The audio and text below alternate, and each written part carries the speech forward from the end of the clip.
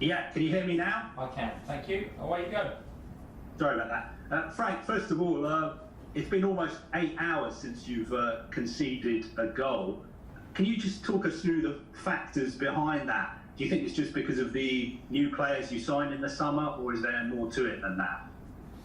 I think there's always different parts to it. The work we do on the training ground, which we've always done, but we've been very focused, and the players that have come in, individuals have made really good performances in that period, great levels of concentration and focus, which we've always been striving for, and then the collective obviously is a reflection of that. So it's something that's been driven by players, as it always will be, and we must never relax on that point. We must keep going because it's such an important part of the game, of course. What kind of challenge is it playing Sheffield United? I know they got a draw at Stamford Bridge last season. They're not the kind of team that you can underestimate at all. No, it's a big challenge, and I want to be clear going into the game that Sheffield United are an amazing team with an incredible manager who, if you look at the table, you'll see a position that is not, I suppose, false, but nowhere near should we take that as our guideline of the game that we've got in front of us. Watched them play Liverpool recently, I've watched them play Manchester City. Most people would say are the best teams in the league. They run them both close, very close, and they are still that great team that had such a great season last year, so it's a very, very tough match. Can I just ask you some injury news as well?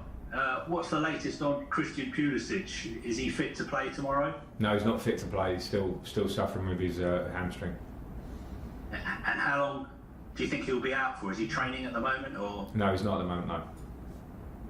And Kepa, has he recovered from his shoulder injury? Yeah, Kepa has recovered. He's still getting a slight bit of pain, but he's in the squad for tomorrow. And finally, Kai Havertz. Obviously, he's self-isolating at the moment. Do you think there's any chance that he could be involved in the Germany games? I don't know that. We have to wait until he's symptom-free first of all, and then when he takes his tests, which we'll have to take to try and get him with a negative test. So at the minute, that's not decided, not clear. John Southall, 5 Live. Hi Frank. Hi John.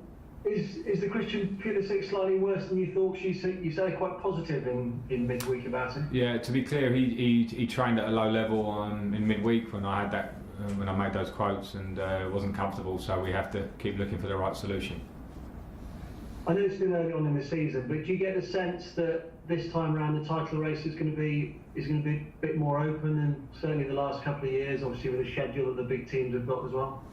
I think we always have to wait our time on that one because there's such a long way to go and so many points to be won or lost. Of course, the start of it has been slightly more open. We've all spoken about that pretty much every week. Some results that were slightly unexpected. What are the reasons? Is it crowd? Is it pre-season? Whatever it is may level itself out, so I wouldn't jump ahead too much at the moment. It's very close. With Thiago Silva, I'm sure you knew exactly what you were getting when he came to the club, but what kind of influence has he had on a day-to-day basis that you've seen down at the training ground, and how's his English coming on? His English is improving, particularly the football side of his English, the important words on and around the pitch. His influence has been huge, without the language, his professionalism has been very clear. That rubs off on players, they respect him, his performances have been very, very good. He manages himself, he trains well, he prepares well. It's very obvious with him. It's understandable why he's had the amazing career he has had so far, and it's been great to have him as part of the squad. Does he have a bit of an aura about him? Do you see that the players? Yeah, I was just saying. I think players, look up to him and how he goes about his daily business and then how he performs. I think it's great for younger players. Every player in the squad. Certainly a pleasure to coach and manage a player with that much intensity and wanting to perform at the highest level. As I say, even at his age, doesn't feel that the age is a big deal. We're managing him slightly, but when you look at his performances and how he trains, it's just been a real positive story so far, and long may that continue, not just for him but for the influence he has on the team. Thanks John. Moose, please. Hi Frank, hope you're well. Hi Moose. You mentioned there the title race or title being more frozen on me there. in Moose. that title race. Sorry, Moose, can you start again? You've only lost one game so far this season, that's Liverpool. Sorry, Moose, you froze on me halfway through that. Could you go again, please? Yeah. Sorry. The title race, you said the title race this year will be more open. Chelsea very much part of that equation because you've only lost one game so far this year. Does that add to the pressure going to games against teams towards the bottom? I'm not sure I said that. The question was whether the title race is more open. I didn't quite answer it that way. I think at the moment it's very close. It all remains to be seen. It's all will be on what is ahead of us all as teams, and I suppose at that point you only focus on yourselves. I'm pleased that we are one game unbeaten. We know maybe there could have been some points that we have lost to this point, which are a frustration. But I think looking back, that's a very slightly understandable in terms of the fact that the squad has been coming together and we're getting players back now, and we haven't had much time to work. So those things are in our hands. We have to just focus on ourselves. At the moment, it's close.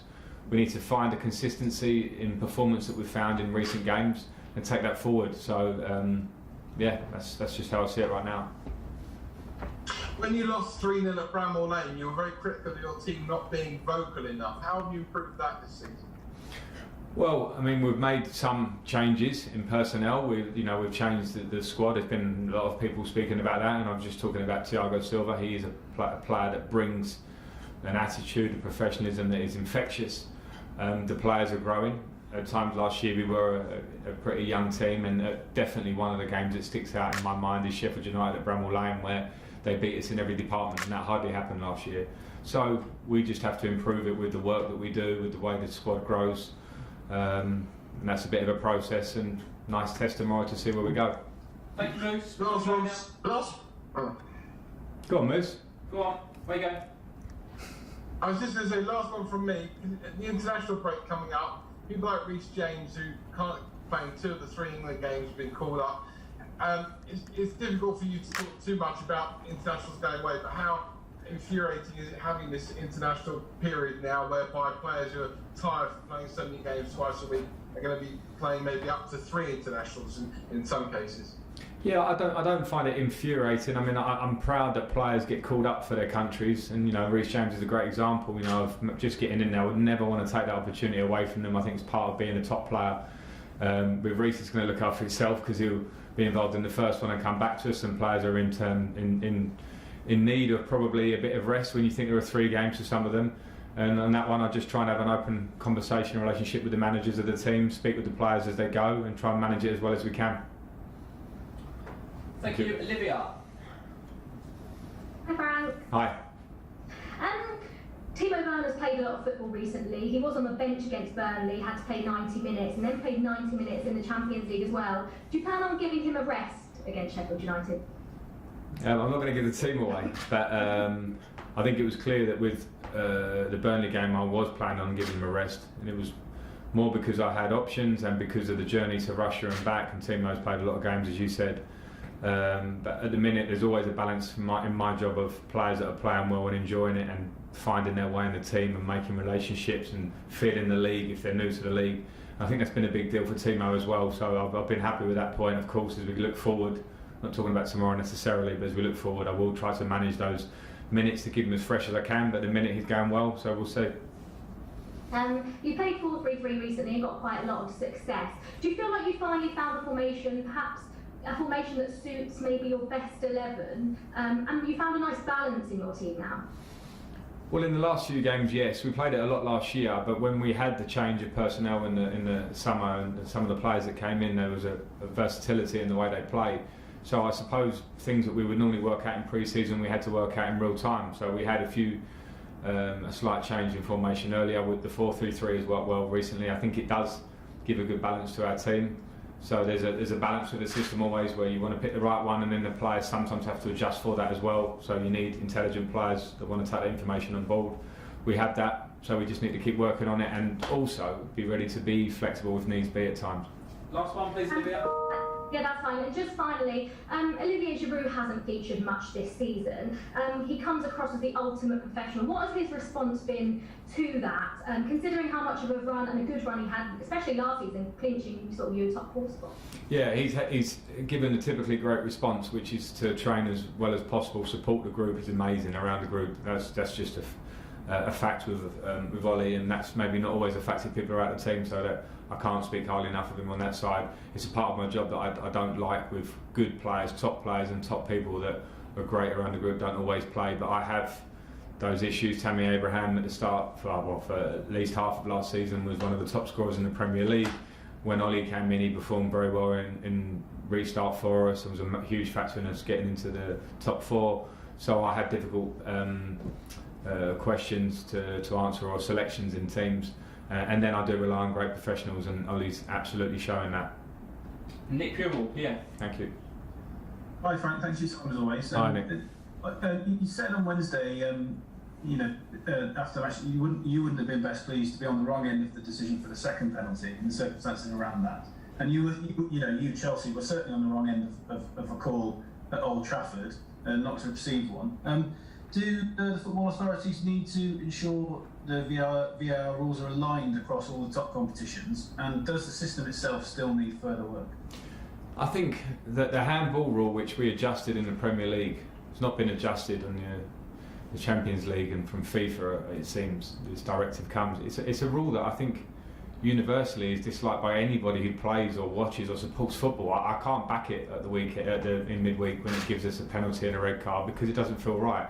So I think that has to be looked at in Europe in terms of how we move forward, and that one goes in our favour, and I think it's important to be open and honest about that. I said it after the game, and the one against Manchester United recently for us that goes against us, and we've inquired about the reasons for that decision. We've been told that it was a penalty, and VAR didn't take much time to look at it, and that goes against us, and probably lost us 2 points on the day. So with VAR and the subtle differences, we've got to make sure that VAR is there for a reason, to get decisions right with retrospect in time, for everybody on an even playing field. And it was just one that went against us there, and in midweek certainly we had one that helped us but had a big impact on the game.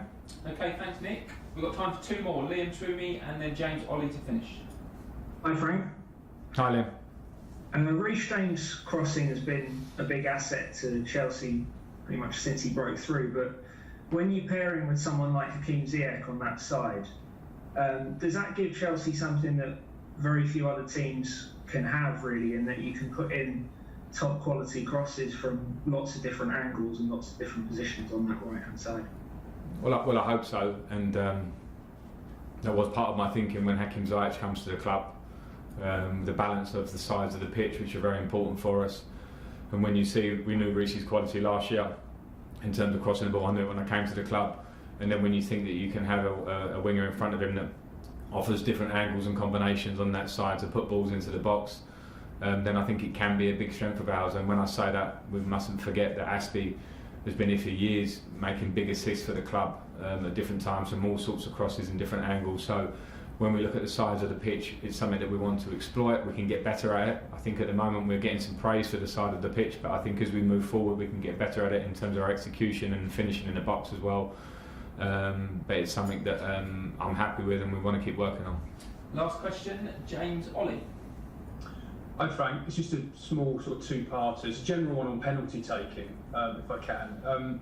Only Alan Shearer scored more penalties than you did in the Premier League. I just wondered how you maintain that consistency over time. Did you have to, evolve your routine or change things to avoid becoming predictable?